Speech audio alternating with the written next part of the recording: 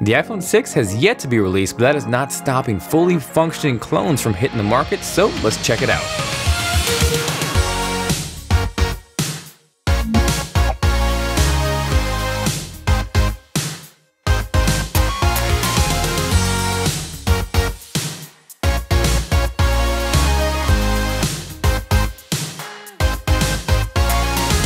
Hey guys, Jonathan here with TLD. Hope you guys are doing well. I am back with a very interesting unboxing to say the least. As many of you guys are aware, we're still about a month, maybe two away from the release of Apple's upcoming iPhone 6, but right here in front of me, I have a fully functional iPhone 6 clone that even says iPhone 6 right smack on the box. Just gotta give it a little shake and bake because this box is fighting me on getting it open, but I really found this interesting because if anybody has seen my good buddy Michael's The Detroit Borgs unboxing, his actually came in an iPhone 5 box, so I was pretty surprised when I saw iPhone 6 stamped on the side. So taking a look at the back, you can see it's very consistent in terms of what we've seen so far compared against the dummy mock-ups that leaked earlier this year, the big difference here being obviously it turns on and it functions. So because of those similarities and a few production parts that have leaked recently, I think it's fairly safe to say that this is essentially what the iPhone 6 will look like, give or take. I also just received a handful of iPhone 6 cases from Spigen, which may or may not add credibility to the whole leak and mock-up design, but regardless, if you guys are interested in checking those out, let me know by hitting that like button. Now, spoiler alert, this may look like an iPhone 6, but as far as performance goes, it is not snappy at all. It's sadly actually a massively underpowered iOS-skinned Android device, essentially. If you compare it to the iPhone 5S, for example, you can see in terms of performance on Geekbench, it gets absolutely destroyed. But what's interesting though, if you look at the specs on paper, they're actually pretty close. They're both dual-core, they're clocked around 1 GHz, but I think this is a testament to not only Apple's performance hardware-wise, but software as well. So continuing on with the unboxing, because there actually was content and accessories which I found amusing, the first thing up is a quick start guide, which says hello right smack there on the front, just like Apple products. But if you dig a little bit deeper and look inside, the most hilarious thing that stood out to me is those are iOS 6 screenshots, so yeah. Next up, and I'm willing to bet these aren't authentic, probably less earpods and more white color stereo bass headphone mic volume control remote earphone earpods headset for iPhone, but nevertheless, at least alongside your iPhone 6 clone, you get iPhone 6 earpod clones. Following that, we have the USB wall charger hanging out there wrapped up all nicely and such. This really isn't anything too spectacular, but at the very least, you can charge your iPhone 6 clone. Next up after that is the USB wall charger's PIC, the faux lightning cable, and alongside that is the SIM ejection tool. Now obviously I'm not going to bank on the lightning cable being authentic either, but at the very least it was still pretty cool that they included the entire package like you would get with an iPhone.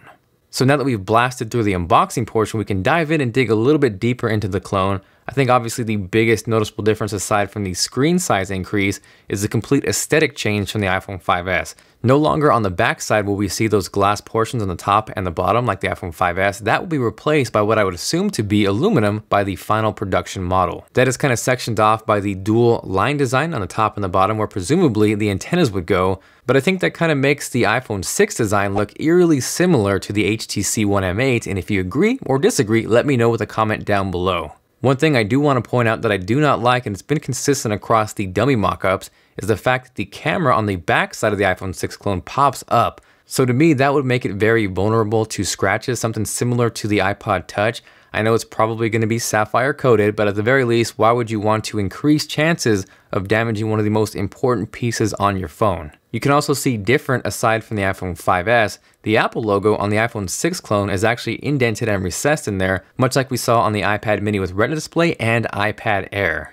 Now another big difference between these two is the actual power and sleep wake button. On the iPhone 5S, it's located on the top right hand side, whereas the iPhone 6 clone that is located on the actual right side above the SIM card tray. Now because the iPhone 6 will presumably feature a larger 4.7-inch display, I think the power button movement makes sense on a device like this. The volume rockers also look like they're getting some sort of makeover on the iPhone 5S. We have those classic circle Apple volume rockers up and down, but on the iPhone 6 clone, those look very similar to what we see on the iPod Touch again. Now as far as whether I like them, dislike them, I'm kind of neutral, but I definitely say the increased size makes them a little bit easier to hit. So like I said previously, this is a fully functional device, but one big difference between this and the real upcoming iPhone 6 is there is no fingerprint Touch ID reader on this clone. So that of course on this device means you are limited to swiping to unlock your phone. Now when I said this thing was not a performer, I meant it. It is extremely, almost laughable laggy.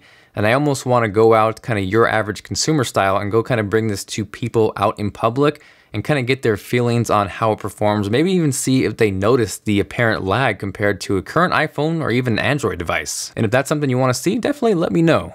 So like I also previously talked about, this essentially is an iOS skinned Android device, and bits and pieces of Android creep out here and there. For example, if you hold down the home button, normally where you would get Siri on an iPhone, on this you get Google Now, which to me is a kind of an upgrade, and I would prefer if I could do that on an actual iPhone. One thing I did notice, and again if you did watch Detroit Borg's video, it is extremely hard to access the control center on this iPhone 6 clone. Sometimes it almost feels impossible, but I actually got it down almost to a science where if you hold your thumb right there between the bezel and the screen, and then you slide up, you can kind of feel it vibrate, and then you can nail it every single time. Now I know I'm gonna get tons of questions of where can I buy this, and I wanna tell you with a giant warning sign, do not buy this for anything more than purely entertainment. This particular one you can pick up on Chinese websites from anywhere from 160 to 200 bucks. I know as of August 1st, Goophone will be releasing their clone version of the iPhone 6. But honestly, as you can see from performance, you're not getting anything that you would really want on an iPhone. And at this price, for a little bit more, you can get a Nexus 5. Or if you can find it, you can get something like the OnePlus One, which is going to absolutely destroy this in performance and overall just usability. I did get a chance to do a little bit of gaming on this iPhone 6 clone, and it wasn't as bad or as terrible as I would have imagined, but the actual touch screen wasn't really responsive, and it kind of hindered the gameplay and overall enjoyment at times. Regardless, it did give me insights and a better look of what the 4.7-inch iPhone 6 will look like. I do really enjoy watching movies and media on a screen size like this. Honestly, my ideal screen size is anywhere between 4.7 and 5.1 inches. So as far as that goes, that is making me look forward to the actual iPhone 6. Now, in case anyone's curious, that right there is The Shield, and I've always been wanting to watch the series. I've heard great things, big fan of Kurt Sutter. Hadn't really made the plunge to buy any DVD sets or buy it online, but I actually recently started catching up and I'm able to watch the entire series with Hulu Plus. I'm sure a lot of you guys are familiar with Hulu, but Hulu Plus is like jumping from that super small 4-inch iPhone 5S display to the upcoming 4.7-inch iPhone 6 display. Also, if you guys weren't aware, in addition to watching shows at your pace, they actually just inked a deal to stream the entire library of South Park, including new episodes. Obviously, it works on your computer, but it also works on your Xbox, your smart TV, your Apple TV, your Roku, and obviously an iPhone 6 clone. Now, this is only $7.99 a month, but for TLD fans, you guys can actually get an extended 14-day free trial by heading over to huluplus.com/TLD. By using that link, it helps the channel out. You guys get an awesome deal and everybody wins. So hopefully you guys enjoyed the video. If you did and you are feeling like being awesome, make sure to hit that like button. It is much appreciated. And of course, in return, you get a virtual high five at your face. After seeing this, are you excited or not excited for the upcoming iPhone 6? Let me know with a comment down below. If you guys have any questions, of course, drop me a line. I do try to reply to as many YouTube comments as possible, but it does get a little bit messy. So the absolute best way to get in contact with me is on Twitter at TLD Today, which is linked below, along with all the gear that I use to make these videos. Aside from that, again, this is Jonathan, and I will see you guys later.